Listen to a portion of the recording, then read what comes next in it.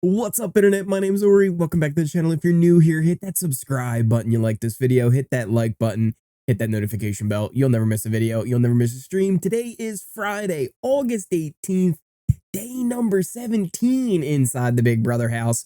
We've got a lot to go over, from the eviction episode last night to who the new HoH is, plus what the plans are, what's going to be going down. Also, I maybe never have been more excited for a HoH next week. We've got a lot to go over because our classic Big Brother competition is coming back. Let's start at the very top of the episode. We came in with the end of the veto ceremony, and we saw the fallout of the veto speech from Hisam, which kind of fueled this potential flip that we got to watch on the feeds that was just so much fun to watch, go back and forth. We've been talking about it all week long on our live feed update, and it was just wonderfully chaotic to watch them go flip back and forth each time. We then also saw Cameron talking about Felicia being Denzel Washington's sister, which is a theory. That is quite a thing to think. But you know what? Cameron throws a lot of things at the wall. Some of it sticks, some of it don't. That's how he goes. We then got to Hisam kind of just being that dictator during his HoH. He really wasn't working with his alliance. He was kind of telling them all what he wanted. He would really not be cooperative at all. And we got to see that meeting that took place with all of the professors, which again really started to solidify, hey, not only should this flip happen, but maybe we should actually think about getting rid of Hisam, because if he's this good at competitions and we can't even get a word in with him, what happens when he wins and he does stuff that we don't want him to do? Maybe he takes a shot at Jared. So this was where Cirie and Izzy were like, listen, we just have to backdoor him next chance we get. And this continued to fuel that flip even more. I'm also very glad that they got to show that Mecole always had her doubts from the very beginning. We didn't see her epic pantry just meltdowns that she was pretty much become famous for on the live feeds. But we did get to see that she's like, hey, wait a minute, this isn't making sense to me, right? The math ain't math in here. What's going on? And then we also saw the Bowie non-factor, how like she just doesn't matter at all, that to the point where they're like, we're not even going to tell her. It ends up being a unanimous vote because they did not do a great job in the edit to let us know that, hey, the flip didn't happen. Us feed watchers, anybody who's been keeping up with it, we knew going in, the flip was 99.9% not happening and Reilly was going to be going home. The unanimous decision was a little bit surprising. We kind of thought it was going to end up being a bit of a blindside on Jared, Blue, and Matt, but it seems like somebody kind of filled them in, which kind of makes sense. If you're somebody like Jared, you want to blindside them and completely blow up your game. You would want to let them know. But even Matt not giving the pity vote, which, by the way, late last night, we didn't cover it on yesterday's live feed update, but Matt did finally confess to Reilly. He said, hey, listen, I'd be really upset if I didn't tell you this, but I find you very attractive, and I have a bit of a crush on you.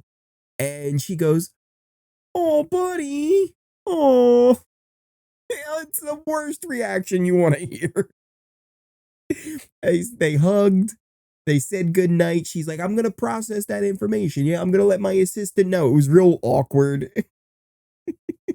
So that's what you get when somebody tells you they have a crush on you and they find you attractive, and you'd say, oh, buddy, don't expect them to vote for you later. But I still do love that even though Reilly was evicted unanimously, we had an amazing reveal when she was getting interviewed of Jared and Cirie being mother and son. I'm loving these reveals. I can't wait to see more of them. Kirsten's was fantastic. Reilly was also kind of blown away. She was like, oh, that makes sense, but gosh, they're good liars. So she took it with good spirits. I'll say this as well. I think Reilly, and I think Kirsten as well, not as much, but I think Reilly for sure, both of them are really good candidates for a potential second chance season. I would not mind seeing either one of them back. I think she played a little bit too hard, got a little bit too cocky with her big group that she had formed, but nothing really said to me like, oh, I wouldn't want to see her play again, maybe with a little bit more experience. I think she's a little too young, and maybe, you know, in a couple of seasons, do a second chancer, and if she comes back, I think she could be a real threat inside that house. We got a couple of other things to talk about here before the end of the episode. We didn't see the HoH. We found out about that on the feeds, which I do know who won the HoH, and we'll get to that in just a second in case anybody doesn't want spoilers. We've got a couple of other things that I want to talk about before we get into it. First thing first is we got a little bit of a sneak peek at what the HoH competition was going to be during the credits. Here is a picture of what the set looks like. It's a crapshoot competition. You can kind of see a bit of what looks like a golf club type of a setup here where they're going to hit their balls. It would kind of have a Plinko style effect here from The Price is Right, where the ball will kind of bounce around on these noses. I'm assuming this is where everybody's just going to sit and watch. The highest score is going to go over here. So we'll see how this all goes. But yeah, anybody's game in this competition. The other really interesting thing we got of note about the HoH competition is for next week's HoH. Not even this week's HoH. A classic fan favorite, long asked for competition that we have not seen all the way since BB6. Pressure cooker. Pressure cooker? Pressure cooker is returning. Now, if you are unaware of what pressure cooker is, it's only happened twice. And when it happened on BB6, it was maybe one of the most epic endurance HoH competitions we've ever had. It went on for hours. And I do not think we will see it going into the teens of hours, because that's how long it went. I think it was almost 14 or 19. It was in the teens of how long it went. It went a very long time. And I do not think we'll get that this time. I think they're going to have some things lined up because they did say there's like a scary verse twist on it. But here's the basic concept. You can see them here in the box. They have to hold their finger on a button. Last one standing wins HoH. And it is a classic. You can even see there's a turnstile in the middle that had prizes and punishments inside them. I'm sure that will probably have some kind of a return with it as well. I'm sure there's going to be, you know, jump scares and things being blown on them. But this is going to be an epic competition that I have not been this excited for an HoH competition next week. I've never been more excited. This is going to be amazing.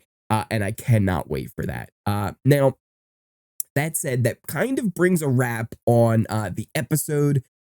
We then went to commercial, and we're not commercial, but we ended the episodes, and then we would have to find out what happened in the HoH on the live feeds. If you are here and you do not want spoilers, now's your time to click away, because I am going to reveal who won HoH.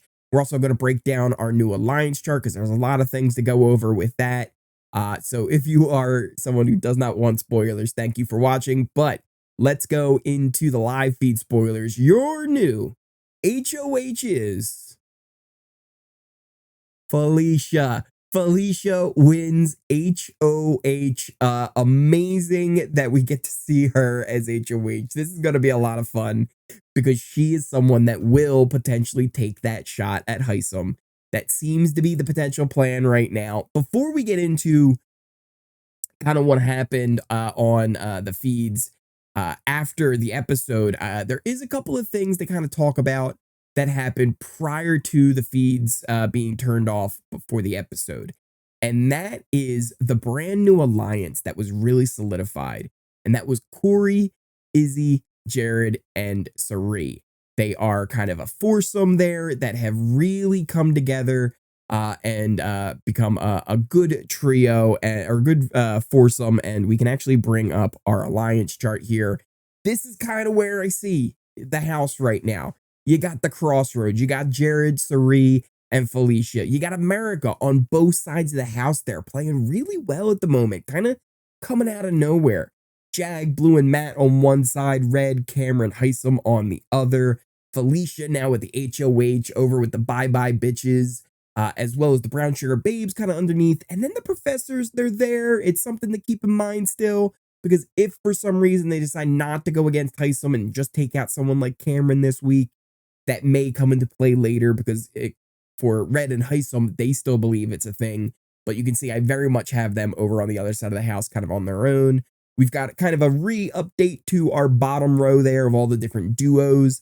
And I didn't really mean for it to kind of be almost a spectrum, but it's almost turned into that in a way. From Cameron to Cirie, and just kind of how things work in between there.